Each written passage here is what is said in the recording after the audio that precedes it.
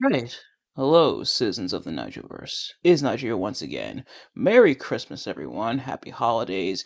If you celebrate. If not, that's totally fine. But if you do, I hope you're having a wonderful, wonderful holiday season. I hope you get to spend time with your family, eat some good food, and just as relax for the day. If you don't have anyone to celebrate Christmas with, whether family or friends, then I'm still wishing you a Merry Christmas and a Happy Holidays as well. Um, and I still hope you're doing well, of course. But today we've got some Christmas Reddit stories. Tis the season, after all. So I'm going to be going through these. Now, I wanted to do more than just two because the Thanksgiving video I only did two stories, but these are kind of long. So I figured I would just read through these as normal and just go from there. Something new I'm doing, not just for this video, but for all these like Reddit story readings, things nowadays that I'm doing a lot more of. That was a weird string of words, but you guys know what I mean. For the Reddit stories, is when we do like these Reddit stories or these Reddit related videos, what I'm gonna be doing is I'm gonna be throwing the stories up on screen so that you guys can follow along. Hopefully it's big enough on screen to where you can follow along. Don't know if I want to do the captions. I don't know if I want to go full captions for a story just yet, like Undersparked or something like that. But I think this will be a good way as well to for you to kind of follow along. So yeah, without further ado, let's get right into this first story. This first one comes from r/stories. And it's called "I Caught Mommy Kissing Santa Claus," and it is tagged as fiction, so this is not a real story, but we're going to go through this anyway. So, without further ado, let's get right into this.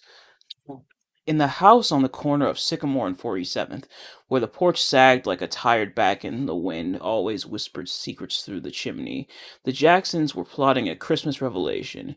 Not a soft one, not a gentle, cocoa sipping, let's talk kind of truth. No, this was a Jackson style truth. Loud, dramatic, and dipped in a little bit of chaos. Also, before we continue, I just want to let you guys know we are going to be reading the stories as is. If they got some certain words, they got some naughties, we're just gonna read. We're just gonna coast right through. But anyway, back to the story. Teresa Jackson, mother of three stair-stepping babies, Tyrone Jr., Abini, and little Teresa, had a plan. Oh, I forgot to read their ages. Tyrone Jr. 11, Abini 10, and little Teresa 9. Also, if I mispronounce any of these names or any words, I do apologize. But Teresa Jackson, mother of three stair-stepping babies, Tyrone Jr. 11, Abini 10, and little Teresa 9, had a plan. A plan stitched together with red velvet's white fur trim and a kiss that would shake the foundation of childhood fantasy. See, the Jacksons believed in honesty, not the kind you whisper behind closed doors, but the kind you shout over excuse me, but the kind you shout over the sound of frying bacon. And this year, they were going to tell the kids the truth. Santa Claus was a lie. A beautiful, jolly, gift giving lie. And they were going to do it with flair. Tyrone Sr., a man that would do anything for his family, agreed to don the suit. He'd sneak in, Teresa would plant one on him, and the kids would catch him in the act. Boom! Santa exposed. It was childhood over, youth preserved. But the devil, as always, was in the details. It was early Christmas morning, the kind of morning where the sky still wore its nightgown and the air smelled like cinnamon and secrets.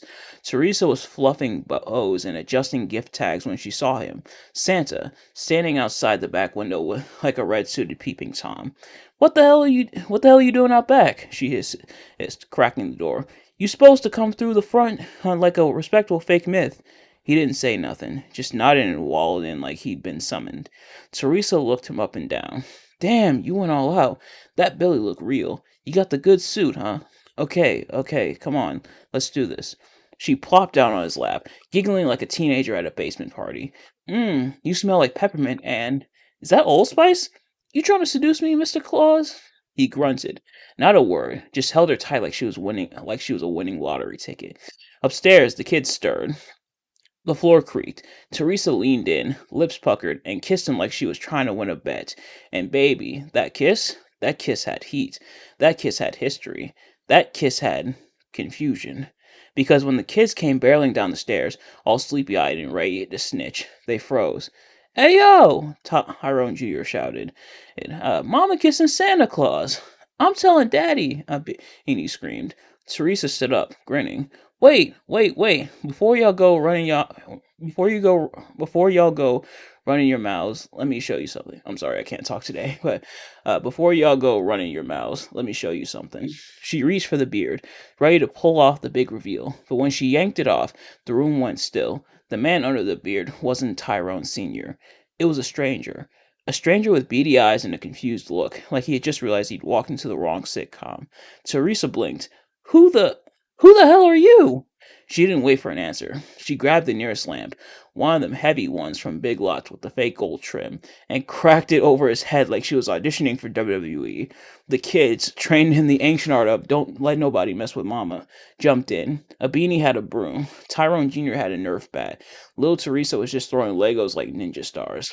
The fake Santa tried to run, but his boots were too big and his pants too tight. He slipped on a candy cane and hit the floor like a sack of bad decisions. Here in the confusion, Tyrone Sr. burst through the front door, still in his own Santa suit, holding a sack of presents in confusion. What the hell? All he saw was feet, hands, and items flying with a fury, or with a. I think that's supposed to be fury, but they accidentally spelled it furry. But hey, I'm not the grammar police. But anyway, Tyrone Sr. didn't ask questions. He just joined in, swinging his sack like a medieval weapon. The living room looked like a holiday-themed episode of Cops. When the dust settled, the fake Santa was tied up with tinsel and shoelaces, moaning under a pile of wrapping paper and regrets. Turns out he was a burglar. Or thought he could sneak in, grab some gifts, and bounce. Didn't expect to get kissed, cuddled, and curb stomped by a whole family. The police came, took one look at the scene, and said, Damn, y'all need a sitcom. After that, the Jackson kids never believed in Santa again. Not only because he wasn't real, but because they beat his ass. And every year, when they passed the mall and saw Santa ringing a bell, Teresa would mutter, We should beat his ass again. And nobody corrected her. Not even Jesus. Okay, that's pretty funny. That is really funny, actually. But I imagine if this was a real story and something like that really happened, that'd be pretty terrifying. Just having some random dude in your home dressed like Santa, and it's not who you think it is. It's just some random guy. That would be pretty scary. But also, oh, why go through all that effort just to tell your kids there's no Santa? Why not just tell them there's no Santa. I know for me how I found out. Well, first of all, I kind of had my suspicions around when we moved into our new house. So we moved into our new house when I was about six, and before that time, Santa was a thing. And everything. I heard the tale of Santa Claus, all that stuff. But my chimney in this new house I had, my chimney is sealed off. So the bottom is just as the area where like the fire pit would go, but the actual upper part are connecting to where the chimney would go to. I'm sure if you've seen a chimney before, you know what I'm talking about. That part is sealed off. So, if someone were to come down the chimney, they wouldn't go all the way down into my house. They would just be stuck. Hell, they'd probably do that anyway because chimneys tend to be a bit narrow sometimes. But yeah, when that was sealed off, that's when I started to be like, huh. Kind of just, that doesn't make sense. How did Santa get in? And Even though the chimney's blocked off, and my parents at first tried to play it off as like magic because Santa, of course, canonically, well, first of all, Santa is canon apparently in both Marvel and DC. Superman still believes in him. He's technically real, and in the X-Men, or I should say, in the Marvel universe, he's not an X-Men, but he's a mutant like the X-Men, which that honestly would explain a lot. Uh, at first, my parents tried to play it off as magical power, so he's able to get rid of of like the chimney seal and come all the way down the chimney. But eventually, they kind of eventually broke down. not broke down. That's they didn't like weren't crying and everything, confessing, but they were more so just like, okay, here's the truth. There's no Santa. Santa is not real. And if there's any children watching this video, sorry you had to find out this way. Or just kidding, I guess. But yeah, so but that is a very interesting way to reveal that there's no Santa Claus. Why not just tell your kids there's no Santa Claus? Just simple, hey, you're a little bit older now. I know you believed in Santa when you were younger, but now that you're a little bit older, we gotta tell you the truth. And the truth is, there's no Santa Claus. He doesn't exist. Or at least the Santa of legend. I think if I remember correctly, he is based off a real person, like someone kind of similar to fit at that Santa role, but the actual Santa Claus of legend of mythos that is not actually real. Well, it's a little strange. This next and I guess second and I guess final story, this comes from Best of Writer Updates. And it says, I am 32, ruined Christmas, and I have no regrets. This must have came from the Grinch, but we're gonna read through it here, and we got the updates, so those will be in there as well. Oh, is anyone else's family this dysfunctional? Every year there is an argument in my family, and after 32 years, I was the one who blew up for the first time. Long story short, I'm half Korean slash half white. My mom is Korean. My dad's side is white. I think I have an idea where this is going. So we only have my dad's side here in the U.S. For years, I watched some of my dad's side speak down to my mom. They never invite her to things. Me and my brother have always been treated like outsiders by some family members. To be frank, I don't care how I'm treated. Every year, we always bite our tongues and survive the holidays because it's only 2 to 3 times a year. We repeat the process and don't expect much from these family members. My mom even buys gifts every year for these family members. She gets nothing in return and never complains. My white grandma is 80, and she's the only thing anchoring us to some of these family members. 3 times today, I watched a family member raise her voice to my mom, speak to her as if she doesn't speak English, and shut her down over simple questions like, where should I sit? I watched my mom quietly recoil, and I couldn't stand to see it again. This aunt does it the most, and I finally blew up. I yelled so loud everyone stopped what they were doing. And I told them enough is enough, to start treating my mom with respect and as an equal in this house, to stop speaking to my mom, who's lived in the US for 35 years, like she doesn't speak English, and stop shutting her down over simple questions. I watched it happen year after year, and I will not allow it to happen anymore. My aunt stomped away, and I was so upset she left. My aunt stomped away and was so upset she left. As she was leaving, I walked up to my aunt and handed her my mom's yearly gift to her. I said, for 30 years, I watched my mom give you a gift every year. I watched her speak to you as an equal with respect. I've never seen you treat her with the same. She didn't say anything, but before she left, she apologized to my mom. Before I left, I apologized to everyone and explained why I was upset. Everyone was shocked how mad I got. I feel like everyone understood why I was mad. Prior to this, around Thanksgiving, and I spoke to some family members about how I was hurt they never included my mom on family things, or even texts about family emergencies, which they have been trying to do more. Or after blowing up, it made things awkward. People trickled out early too. Now my grandma is talking about not doing Christmas anymore due to the constant family drama. I feel bad, but I've never felt so proud to stand up for my mom. Does anyone have any advice on this? Handling rude family? Should I do something else? Also edit from December 26th of 2018. Typos, worriness, and update below. Mom's reaction. On the car ride home, my mom expressed some words about my aunt, which she never does about anyone. She's always taken the high road. It's a very Korean Christian mom approach. My mom's method of being a pacifist is very much an older immigrant slash Korean slash boomer approach too. It's taught me a valuable skill in life. I don't regret picking my battles, and that's why I'm so appreciative of being Korean slash white. After we left, she gave me a very long mom hug. She didn't say anything and asked me if I wanted my favorite Korean dish. Where is my dad? He was in the other room. Yes, my dad could have done more over the last 35 years. He's gotten in arguments with everyone my whole life, including this aunt, and We'd been he fighting every year with someone new if we didn't pick our battles. We would have stopped going years ago, but my mom but mom wants to go out of respect for my grandma. My dad is the only one who isn't petty about dumb shit. Defending my mom is everyone's responsibility, not just my dad, including my grandma, aunts, other family, and me. As soon as I got loud, my dad came into the room and stood guard. I can't describe it. There wasn't much for him to say or do because he didn't hear it. I was quick to unload, and my aunt immediately walked away because she was embarrassed. My white side has a keep grandma happy approach, which is dumb. For years, my dad would be on the verge of saying things, and my mom would demand that he didn't. Me, reflecting on this as a whole, I can't believe the response. It shows you everyone has screwed up family in some way. After Thanksgiving, I started to speak to family one on one, which has had good response.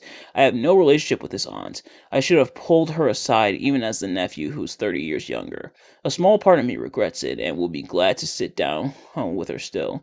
If she's not willing to try or work it out, like the other people responded, fuck her. Please don't use my experience as a reason to blow up on anyone. I should have tried to speak, and I did, which I felt was right. I don't regret it.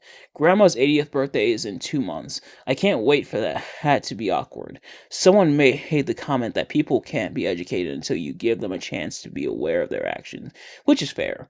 Regardless, people will now think twice to be rude to my mom. Cheers and have a happy New Year's. TLDR. After 32 years, I finally blew up on a rude family member who disrespects my Korean mom and feeling liberated for standing up for something I've been feeling for years. How do people handle their dysfunctional family when your last grandparent is alive? Should I do something for blowing up? Update. Hey, and this update was made on Christmas of 2019. I wanted to update the kind people who took the time to give me advice and affirmation last Christmas when I really needed it. I wanted to provide an update how Christmas and the year went. Long story short, I'm half Korean, half white. My white family has always been rude to my mom and treats her as an outsider.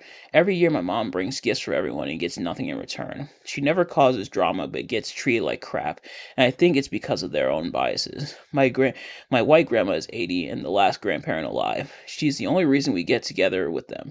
After 32 years, I finally blew up on a rude family member, my aunt, who disrespected my mom. With a few expletives, I blew up in front of the whole family demanding that the behavior needs to stop.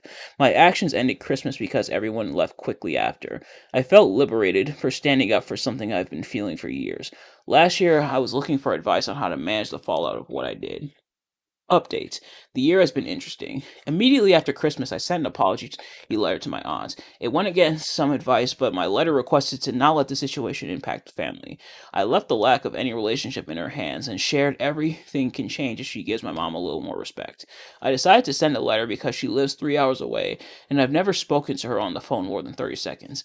I didn't think a phone call would help her fix the situation, especially after I blew up. After Christmas, I apologized to my grandma for what I did.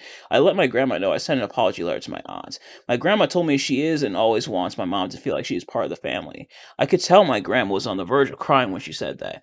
My grandma told me blowing up was not okay, but understood why I did it. Hearing that felt really good. In regards to the letter, I got no response. My aunt denied ever getting it. We know my aunt got the letter because when my grandma confronted her about last Christmas, my aunt went into a rant about several things I mentioned in my letter. My grandma did tell my aunt what she did was wrong and she needed to change. In February, my aunt didn't come to my grandma's 80th birthday party. She told other family members she didn't want to cause an argument, so she didn't want to come. My aunt didn't come to my grandma's on Mother's Day dinner because she supposedly had to work. My family didn't get together the rest of the year. Thanksgiving and Christmas came. Things are not perfect, but Thanksgiving and Christmas went really well this year. I was going to post after Thanksgiving, but the gathering was smaller than usual, and I wanted to see how Christmas went. During Thanksgiving and Christmas, everyone was very kind to my mom. It felt like everything shifted. Everyone spoke to her differently, and it feels really good. My mom got to help in the kitchen for the first time ever. I know that sounds dumb, but my mom has always wanted to help cook because she loves to cook. It was the first time she didn't spend the whole day in the living room. At one point during Thanksgiving, my mom asked me to help her dry dishes. While we were washing/drying dishes, my mom was smiling the entire time. At one point, my mom stopped putting dishes away and randomly hugged me. We laughed and had fun the entire time. No one argued, no nasty remarks. My mom was treated as an equal, and it felt really good. In regards to the aunt that I yelled at last year, she came late to Thanksgiving. So late, we were eating when she arrived. At Thanksgiving, my mom did initiate the first interaction with my aunt. She was not very conversational but polite to my mom. My aunt didn't look at me the entire time. When she arrived, I went to say hello, and she turned away and kept her distance the entire time. She basically stayed in a different room the entire time. She also left early and was the first to leave. The best part? I don't care. I apologized and left future in her hands. If she treats my mom well, she will get nothing but respect in return. Christmas was as if nothing happened. My aunt didn't really talk to me, but she was incredibly nice to my mom. I'm okay with that. Both my parents said they have never seen my aunt so nice before. My mom got to help in the kitchen just like Thanksgiving. This year, for the first time, it felt like my mom was an equal in the family. Everyone was incredibly nice. No arguments, snide remarks, or drama. I regret yelling, but it changed everything. I think it put everyone on notice they need to change. And there was a lot of questions and comments about my dad. The comments were hard to hear but true. It helped me reflect on what my dad has/hasn't done. The truth is my dad has been the glue of the family for years. He spent so much time being the middleman trying to repair issues. At times it's been at the expense of my mom. Regardless, my dad's lack of actions over the years doesn't make it right. Over the summer I told my dad what I felt. I told him that I was disappointed in him and that his family has never been kind to my mom. I told him he should have done more. My dad didn't take it well, but he told me I did the right thing. My relationship with my dad is complicated. I know, though, I'm not going to make the same mistakes he has. We are different people, and I will do whatever is needed. If you're reading this and have a similar situation, if you have people or someone rude in your family, try to take a moment to sit someone down. Hear them out and try to do the right thing from the start. When you have the convo, stay calm. If they are not willing to hear you, then make it known. Blowing up could have gone either way, and I'm lucky it fixed things. Try to loop in other family members before or after so they understand your reasons and can back you for your choice. My post last year gave me affirmation what I did was right. Follow your heart. It might fix years of issues. TLDR. Last Christmas, after witnessing years of rude behavior towards my Korean mom, I blew up on on my aunt in front of the entire family. I demanded the behavior need to stop, with a few expletives. After I blew up, it ruined Christmas. I tried to take the high road and apologize. The last year was quiet, and my aunt avoided the family until Thanksgiving/Christmas. Everything with my family has shifted, and my mom is treated really well for the first time that I can remember. I'm glad I did what I did. Thank you for the advice. Update 2021. Because of COVID, my grandma's in her 80s and in declining health. We don't do holidays together. In early 2021, my brother and sister-in-law moved back from Korea during COVID in 2020. We made Christmas amazing. My sister-in-law is from Korea, and we made Christmas amazing for her. We make her a full member of our family. We haven't even seen my father's side. Now we do Christmas with just my parents. No extended family. My parents cook Thanksgiving and Christmas together. I feel bad my grandma celebrates with only one aunt, who looks after her. In some ways, I've come to realize she's contributed to the dynamics too. I truly love the holidays now. I'm now seeing someone in our families hang out. In some ways, my mom gets to be the head female for the family. She doesn't have to hide anymore.